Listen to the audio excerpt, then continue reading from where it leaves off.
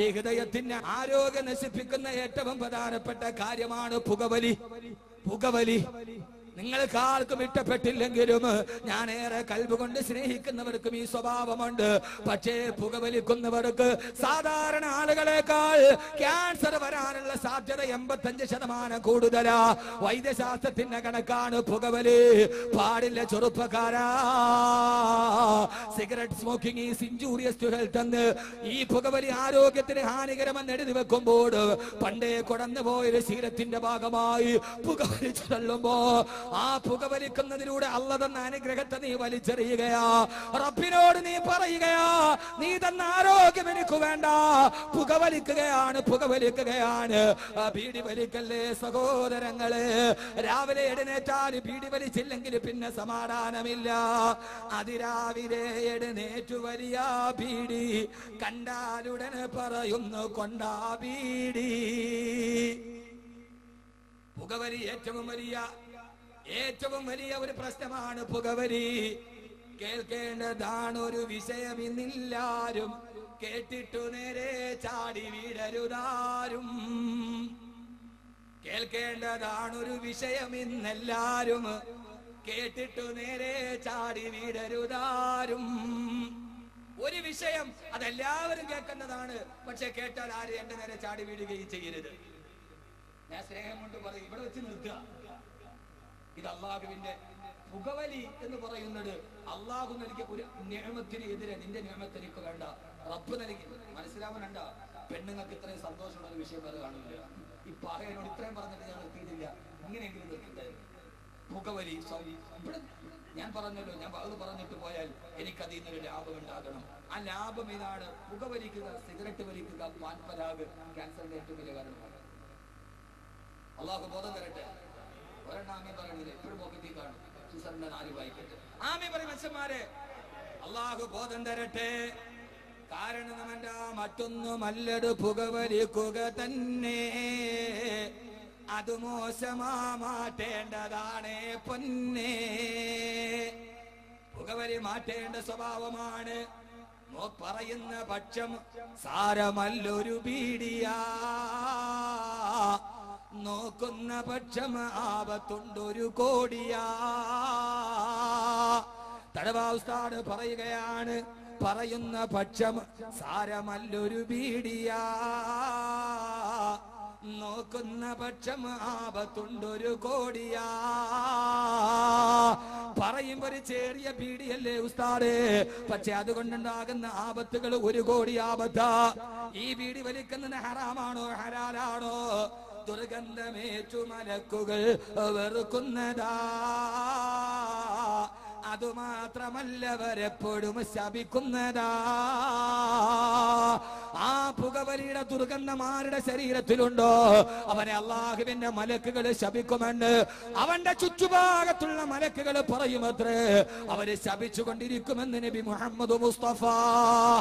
പോരാ, ഈ പുകവലിക്കുന്നവൻ മരിക്കുന്നതിന് മുമ്പേ തൗബ ചെയ്തിട്ടേ അവൻ മരിക്കാവൂ എന്ന് അനസ് ബിൻ മാലിക് റളിയല്ലാഹു തആല രേഖപ്പെടുത്തുന്നുണ്ട്. പുകവലിച്ചാൽ മരിക്കുന്നതിന് മുമ്പ് തൗബ ചെയ്യണമെന്ന് വരെ മഹാന്മാരായ മുഫസ്സിരീങ്ങൾക്ക് അഭിപ്രായമുണ്ട്. ഇപ്പൊ വലിക്കുന്ന നോക്കുമ്പോ അതിനകത്ത് മുസ്ലിയാരും ഉണ്ട്, കാളിയുണ്ട്, എല്ലാരും ഉണ്ട്. ഞാൻ എന്റെ ദൗത്യം ഞാൻ പൂർത്തീകരിച്ചു എന്ന് മാത്രം.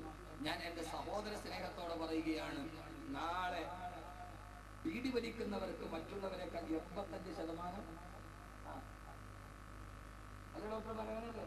85% ഇത് വരാൻ സാധ്യത കൂടുതലാണ്. അതുകൊണ്ട് ഖുർആൻ പറഞ്ഞു, വലാ തുൽഖൂ ബിഐദീകും ഇലാ തഹ്ലുക, നിങ്ങൾ നിങ്ങളുടെ കൈകളെ നാശത്തിലേക്ക് ഇടരുത്. അഖയ്യത വാക്കബി ഖുർആനാ പറയുന്നത്, വലാ തുൽഖൂ ബിഐദീകും ഇലാ തഹ്ലുക, നിങ്ങളുടെ കൈകളെ നിങ്ങൾ നാശത്തിലേക്ക് വെച്ച്. അതായത്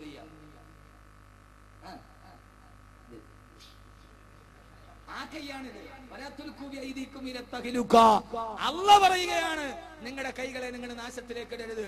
ക്യാൻസർ വന്നാൽ പിന്നെ കൈകടിച്ചിട്ട് കാര്യമില്ല. ആ കൈയാണ് ഇത് പൊട്ടിക്കിടക്ക്. ഒന്ന് പുകവലി, 2 മദ്യം. അള്ളാഹു മനസ്സിലാക്കാൻ ബോധം നൽകട്ടെ. ഇന്നത് മാറി കുട്ടികൾ പോലും പിടിപിടിക്കാൻ. രാവിലെ എഴുന്നേറ്റാലോ, അതിരാവിലെ എഴുന്നേറ്റു വലിയ ബീഡി, കണ്ടാലുടനെ പറയുന്നു കൊണ്ടാ ബീഡി. മുറിബീഡി വീണാൽ കുട്ടികൾ പിടികൂടി, അവരും വലിച്ചു വലിച്ചതാ ചിരിവാടി. കരവസ്തൻ എത്ര മനോഹരമായിട്ടാ പറയുക. കല്യാണ സദസ്സിൽ ചെന്നിരുന്നാൽ പിന്നെ